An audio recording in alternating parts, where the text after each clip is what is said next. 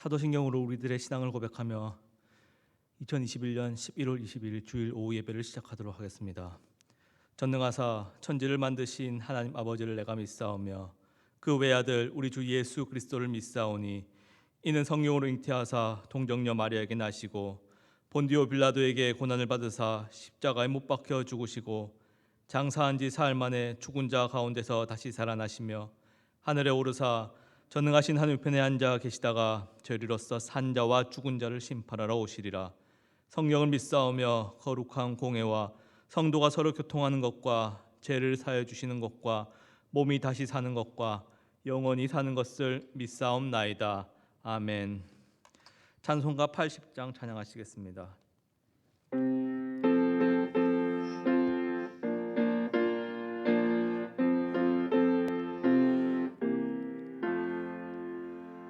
천지에 있는 이름 중 귀하고 높은 이름, 주 나시기 전 지으신 구주의 이름 예수. 주 앞에 내가 엎드려 그 이름 찬송함은 내 귀에 들린 말씀 중 귀하신 이름 예수. 주 십자가에 달릴 때 명패에 쓰인 대로 저 유대인의 왕이요 곧 우리 왕이시라. 주 앞에 내가 엎드려 그 이름 찬송함은 내 귀에 들린 말씀 중 귀하신 이름 예수. 지금도 살아계셔서 언제나 하시는 일, 나 같은 죄인 부르사 참 소망 주시도다. 주 앞에 내가 엎드려 그 이름 찬송함은 내 귀에 들린 말씀 중 귀하신 이름 예수. 주 예수께서 영원히 어제나 오늘이나 그 이름으로 우리에게 참 복을 내리신다. 주 앞에 내가 엎드려 그 이름 찬송함은 내 귀에 들린 말씀 중 귀하신 이름 예수.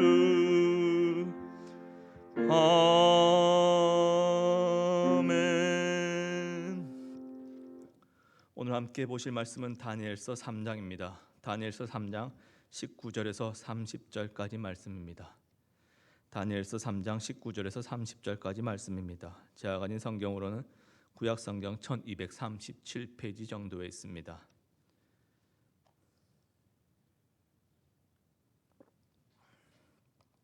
다니엘서 3장 19절에서 30절까지입니다. 찾으셨으면 함께 교독하시겠습니다.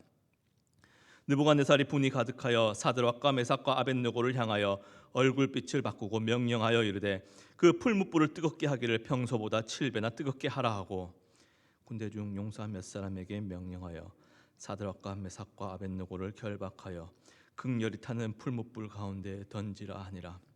그러자 그 사람들을 겉옷과 속옷과 모자와 다른 옷을 입은 채 결박하여 맹렬히 타는 풀무불 가운데 던졌더라. 왕의 명령이 엄하고 풀무불이 심히 뜨거움으로 불꽃이 사드락과 메삭과 아벳을 붙든 사람을 태워 죽였고 이 세 사람 사드락과 메삭과 아벳느고는 결박된 채 맹렬히 타는 풀무불 가운데 떨어졌더라. 그때 느부갓네살 왕이 놀라 급히 일어나서 모사들에게 물어 이르되 우리가 결박하여 불 가운데 던진 자는 세 사람이 아니었더냐 하니 그들이 왕에게 대답하여 이르되 왕이여 옳소이다 하더라. 왕이 또 말하여 이르되 내가 보니 결박되지 아니한 네 사람이 불 가운데로 다니는데 상하지도 아니하였고 그 넷째의 모양은 신들의 아들과 같도다 하고 느부갓네살이 맹렬히 타는 풀무불 아기 가까이 가서 불러 이르되 지극히 높으신 하나님의 종 사드락 메삭 아벳느고야 나와서 이리로 오라 하매 사드락과 메삭과 아벳느고가 불 가운데서 나온지라. 총독과 지사와 행정관과 왕의 모사들이 모여 이 사람들을 본적 불이 능히 그들의 몸을 해하지 못하였고 머리털도 그을리지 아니하였고 겉옷빛도 변하지 아니하였고 불탄 냄새도 없었더라. 느부갓네살 왕 사드락과 메삭과 아벳느고의 하나님을 찬송할지로다. 그가 그의 천사를 보내사 자기를 의뢰하고 그들의 몸을 바쳐 왕의 명령을 거역하고 그 하나님 밖에는 다른 신을 섬기지 아니하며 그에게 절하지 아니한 종들을 구원하셨도다. 그러므로 내가 이제 조서를 내리노니 각 백성과 각 나라와 각 언어를 말하는 자가 모두 사드락과 메삭과 아벳느고의 하나님을 경솔히 말하거든 그 몸을 쪼개고 그 집을 거름더미로 삼을지니 이는 이같이 사람을 구원할 다른 신이 없음이니라 하더라. 왕이 드디어 사드락과 메삭과 아벳느고를 바벨론 지방에서 더욱 높이니라. 아멘. 사랑하는 장제 성도 여러분, 느부갓네살 왕은 높이 60규빗짜리 아주 커다란 금신상을 두라평지라는 곳에 세웠습니다. 태양빛을 받으면 번쩍번쩍거리는 그 금신상을 혼자만 즐기기는 아무래도 아쉬웠는지 느부갓네살 왕은 아주 성대한 낙성식을 열었습니다.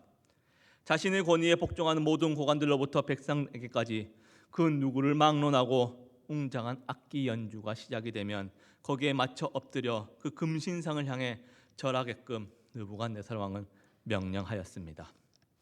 그렇게 절하지 아니하는 자는 즉시 맹렬히 타는 풀무불에 던져 넣을 것이라는 엄포도 역시 잊지 않았습니다. 모두가 다 같이 한 방향 느부갓네살 왕이 세운 그 금신상을 향해 절을 할 때 절하지 않고 가만히 꼿꼿하게 서 있거나 다른 방향을 바라본다거나 또는 절 말고 다른 일을 한다거나 하면 분명 사람들 눈에 띌 것입니다.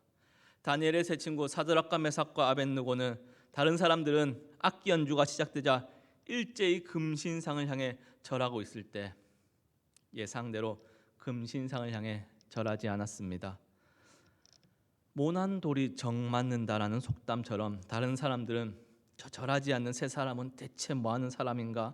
감히 왕의 명령을, 감히 바벨론 제국의 왕의 명령을 거절하는 것인가 하며 어쩌면 수군수군 거렸을지도 모르겠습니다. 더군다나 이 세 친구는 유대 포로 출신으로 바벨론의 각 지방의 중요한 직책을 맡고 있던 자들이기에 이 세 친구들 사드락과 메삭과 아벳느고를 시샘하고 눈에 가시처럼 여기는 사람들이 어쩌면 당연히 있었을 것입니다.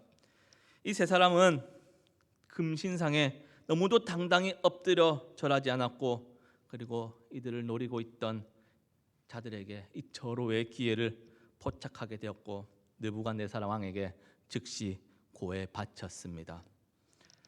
모함하는 이들의 고발을 받은 왕은 물론 당연히 크게 진노하였으며 당장 이 세 친구들을 잡아들이게 합니다. 그리고는 이제라도 악기 소리가 나올 때 자신이 세운 그 금신상을 향해 절할 것을 명령하지만 이 세 친구들은 아주 결연하게 왕의 명령을 거부합니다. 그렇게 하지 아니하실지라도 왕이여 우리가 왕의 신들을 섬기지 아니하고 왕이 세우신 금신상에도 절하지 아니할 줄 아옵소서. 지금 안 그래도 느부갓네살 왕이 이미 화가 많이 나 있는 상태인데 그 면전에서 그렇게 아니하실지라도 금신상에 절하지 아니할 줄 아옵소서. 아니 이 사람들 지금 맹렬히 타는 풀무불에 쳐넣는다고 하는데 아무리 그래도 사람은 좀 살고 봐야 할 텐데 왜 처세술이라는 것도 있는데 참 고지식한 것 같습니다. 왕의 권위가 땅에 떨어진 것 같고 왕의 엄중한 명령과 위협에도 굴하지 않는 이 세 사람을 보고 있자니 이 느부갓네살 왕은 참을 수 없는 분노가 솟구쳐 오르는 것입니다. 사랑하는 장제의 성도 여러분, 오늘 이 사드락과 메삭과 아벳느고가 왕을 무시하는 것도 아니고 왕에게 거역하겠다는 것도 아니지만 다만 왕의 신들을 섬기지 않고 왕이 세운 그 금신상에 절하지 않겠다는 것이었습니다. 그럼에도 바벨론 제국의 왕으로서는 이를 도저히 참을 수 없는 것이었습니다. 세 사람을 향한 왕의 얼굴빛이 바뀝니다. 그것은 금신상에게 절하는 것을 거부한 것을 오늘 느부갓네살 자신을 거부한 것과 동일한 것으로 받아들이는 까닭일 것입니다. 권력과 힘을 지닌 이들은 자신에게 굴복하지 않는 이들을 받아들이고 용납하는데 너무나 힘들어합니다. 실제 그게 잘 안 되는 것 같습니다. 자신에게 굴복하지 않는 이들을 어떻게든 넘어뜨리고 처벌하기 위해 자신이 지닌 그리고 자신이 동원할 수 있는 모든 권세를 거기에 쏟아 부어버립니다. 느부갓네살 왕도 풀무불을 안 그래도 쇠를 녹일 만큼 뜨거운데 평소보다 7배나 7배나 더 뜨겁게 하라고 명령하였습니다. 요즘같이 비접촉식 온도계가 있어 화염의 중심부 온도를 정확하게 측정하여 7배나 더 뜨겁게 조작할 수 있는 시절도 아니고 7배나 뜨겁게 한다는 것은 가능한 할 수 있는 한 최대한 뜨겁게 만들라는 의미일 것입니다. 본문 20절에서 극열이 타는 풀무불이라든가 21절에서 맹열이 타는 풀무불이라든가 여튼 범접할 수 없을 만큼 뜨겁게 달아오른 풀무불을 적나라하게 표현하고 있습니다. 왕의 분노가 얼마나 치솟았는지 극열이, 맹열이 이렇게 사용하는 단어에서조차도 그 감정을 느낄 수 있을 것 같습니다. 지금 이것이 느부갓네살 왕의 상태입니다. 왕의 명령을 거역하고 왕의 체제에 반하는 이들이 어떤 일을 겪게 될런지 모두의 눈앞에서 생생하게 보여주려 하려는 것입니다. 그리고 왕의 명령이 내려졌습니다. 극렬히 타는 풀무불 안으로 이 세 사람을 가차없이 던지라고 합니다. 즉각적으로 왕의 용사들은 겉옷과 속옷과 다른 옷을 입고 있는 이 세 사람 사드락과 메삭과 아벳느고를 즉시 결박하였습니다. 이 복장을 보니 지금 이들은 제수복을 입은 것도 아닙니다. 이 세 사람은 어떻게 손쓸 겨를도 없이 어떤 갈대아 사람들의 참소로 인해 순식간에 끌려와 풀무불에 던져지게 된 것입니다. 그리고 그 풀무불이 어찌나 맹렬하고 뜨거웠던지 그들을 묶은 채 끌고 가서 풀무불에 던져 넣었던 그 용맹하던 왕의 군사들까지 불이 옮겨붙어 태워버릴 정도였습니다. 그렇게 결박당해 꽁꽁 묶인 채로 용사들까지 태워가며 뜨거운 풀무불, 맹렬히 타는 풀무불 속으로 다니엘의 그 세 친구들은 그렇게 던져졌습니다. 풀무불에 던져지는 것이 시간적 여유를 두고 최소한 마음의 준비라도 할 시간이 있었으면 좋겠는데 본문에서는 20절에서 던지라고 명령하고 곧바로 21절에서 던졌더라 이렇게 기록을 하고 있습니다. 다른 어떤 일들이 끼어들 틈도 없이 속수무책으로 그저 단단히 결박당한 채 맹렬히 타는 풀무불 속으로 그렇게 던져졌습니다.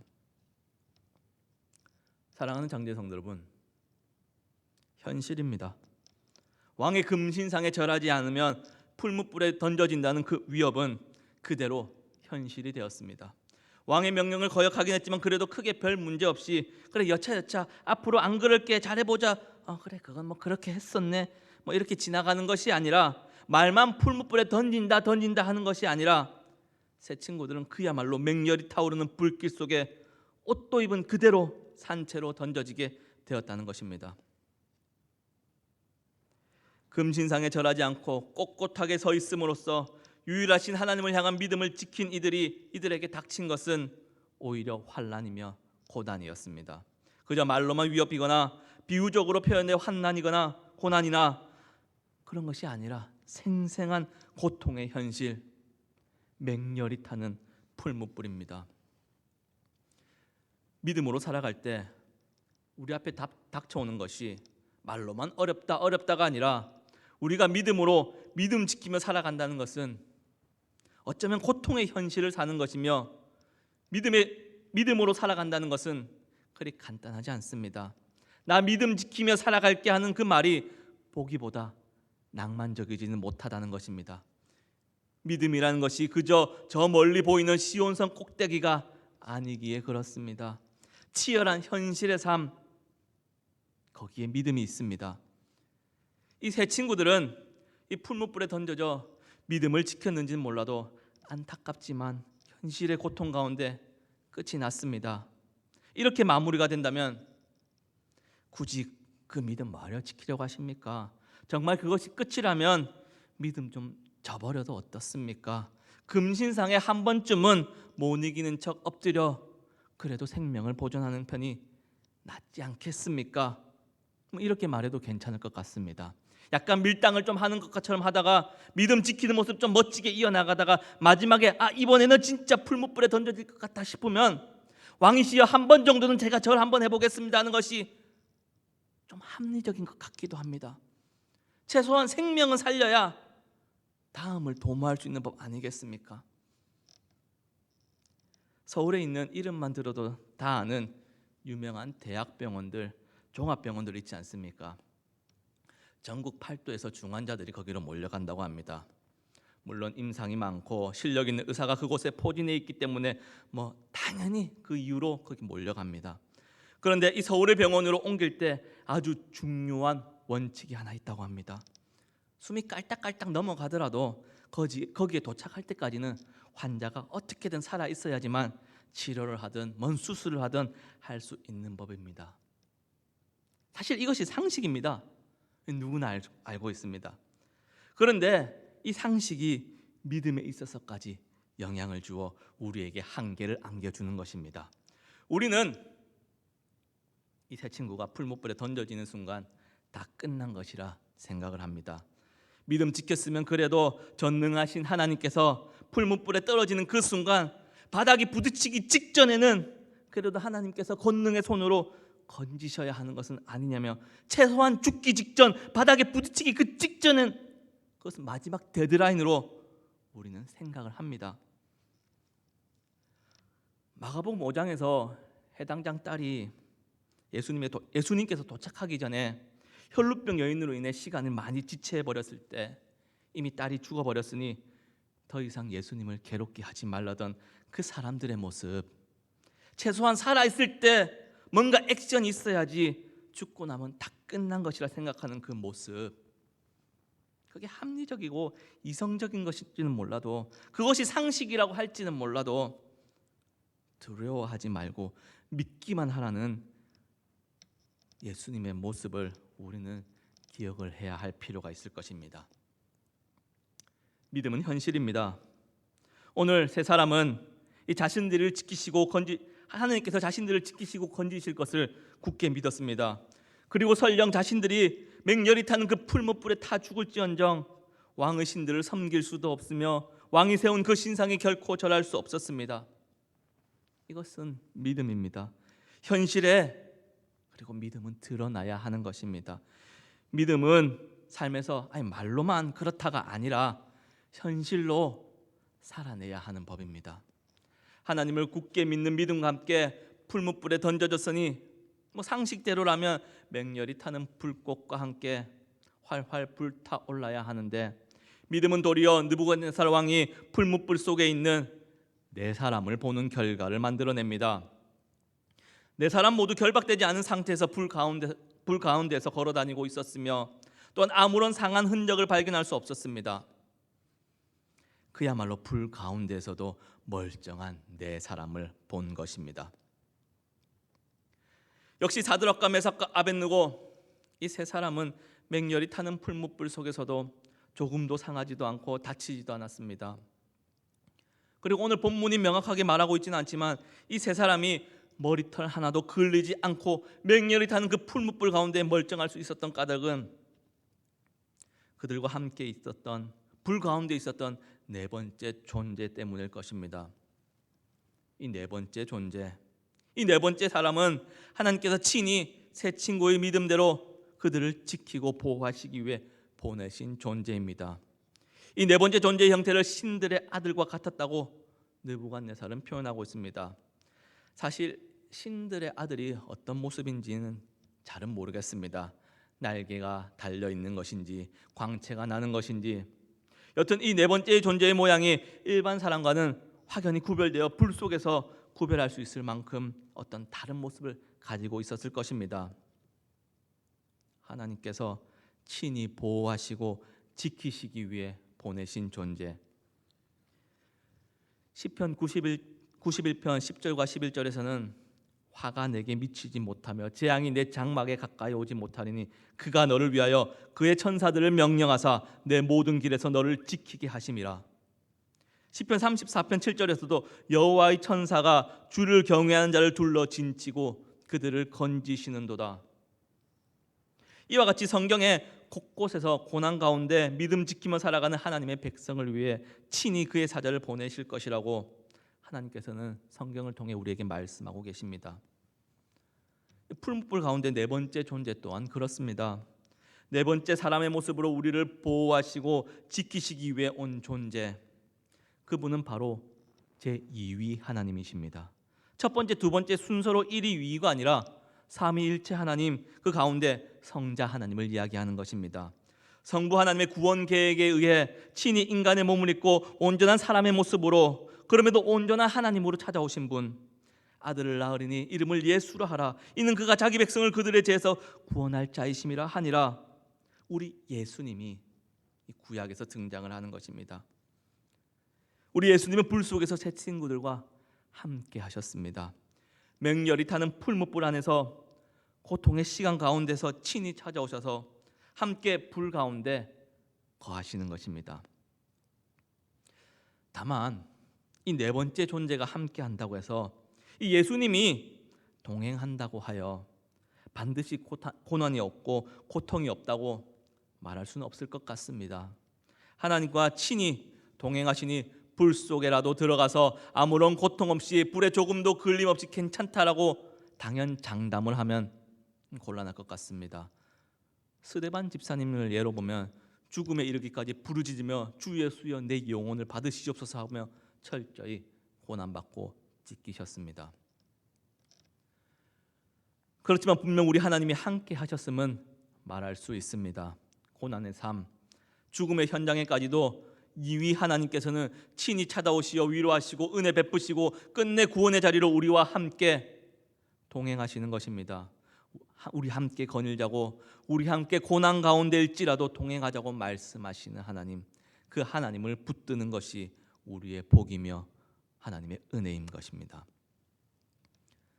사랑하는 장제의 성도 여러분, 코로나가 우리의 일상을 덮쳐버린 지 벌써 2년이 다 되어갑니다. 참 빠른 것 같기도 하고 또 한편으로 돌이켜보면 참 만만치 않은 2년이었습니다. 주일 예배가 완전히 멈추어지고 생전 듣도 보도 못한 온라인 비대면 예배라는 단어가 등장을 하기도 했습니다. 한 주 한 주 코로나와 씨름하는 기분이었습니다. 마치 맹렬히 타는 코로나의 불 속에 들어와 있는 그런 기분이었습니다. 우리 주일학교는 더 처참했습니다. 정말 한 주 한 주 사역자로 살아내기가 좀 창피할 때도 있었습니다. 무기력해서 말입니다. 뭘 어떻게 해야 할지 몰라 우왕좌왕하다가 아이들이 다 떠난 것 같아 말로는 괜찮다고 하지만 아직까지도 마음 한켠이 좀 안 괜찮습니다. 우리가 떨어진 맹렬히 타는 풀무불 아니었습니다. 그럼에도 하나님이 친히 동행하셨습니다. 어느 한순간도 외면치 않으시고 믿음으로 예배 포기하지 않고 삶의 자리에서 드려지는 예배를 통해 하나님과 친히 만나고 교제하는 은혜를 우리는 누려왔습니다. 지난 2년을 돌아보니 코로나 시기이지만 그럼에도 하나님의 은혜뿐이며 감사할 제목이 넘쳐나는 것 같습니다. 하나님께서 친히 우리와 함께 하시어 우리 장정교회는 설립 60주년을 맞이하였고 또 김인규 양수현 선교사님을 파송할 수도 있었으며 또한 두 분의 장로님도 세울 수 있었습니다. 주일학교도 그렇게 침체되어 울상만 짓고 있지 않고 스페셜 선데이로 변화를 꾀하며 오늘 영유집을 끝으로 2021년 SSD까지 잘 마무리할 수 있었습니다. 그리고 이제 우리는 추수감사절에 서 있습니다. 그리고 일상으로 회복하는 회복의 단계에 우리는 서 있습니다. 지난 2년을 차근차근 한번 되돌아보기를 소망합니다. 그리고 그때 그 순간 그 문제 앞에서 헤매고 있는 우리의 모습 가운데 하나님께서 동행하셨음을 기억하고 감사하는 저와 여러분 되기를 소망하며, 또한 앞으로 우리가 나아갈 길에 그곳이 풀무불 아니라 할지라도 변치 않으시는 우리와 동행하시는 하나님을 믿으며 감사로 나아가는 저와 여러분 되기를 축복합니다. 함께 기도하시겠습니다. 사랑하는 하나님, 감사합니다. 풀무불 가운데 떨어지면 끝나는 것인 줄 알았습니다. 그래서 어떻게든 고난과 역경을 뚫고 올라와야지만 하나님을 만날 수 있을 줄 알았습니다. 그런데 우리 하나님은 그 어떤 고난의 자리, 삶의 역경의 자리에서도 친히 우리를 찾아오시는 하나님을 오늘 다니엘서를 통해 함께 나누었습니다. 하나님, 우리의 삶이 비록 고통 가운데 있을지라도, 고난 가운데 힘겨워할지라도 우리 하나님이 함께 하시면, 친히 하나님께서 동행하시면 그곳이 은혜의 길이 되며 그 삶이 복된 삶이 될 것을 우리는 믿습니다. 하나님, 지난 코로나 2년은 우리에게 맹렬히 타는 풀무불 속과 같았습니다. 그럼에도 하나님께서 친히 우리를 지키시고 보호하시고 은혜 베푸시어 오늘 여기까지 왔음을 고백합니다. 지난 2년을 차근차근 돌아보며 하나님께서 우리와 함께 하신 순간의 추억들을 기억하고 그것을 고이 간직하며 신앙의 유업으로 남게 하시고, 또한 앞으로 우리가 나아갈 길에도 우리 하나님께서 친히 앞서 가시고 우리와 동행하여 주셔서 날마다 우리의 입술에서 감사가 끊이지 않게 하여 주시옵소서.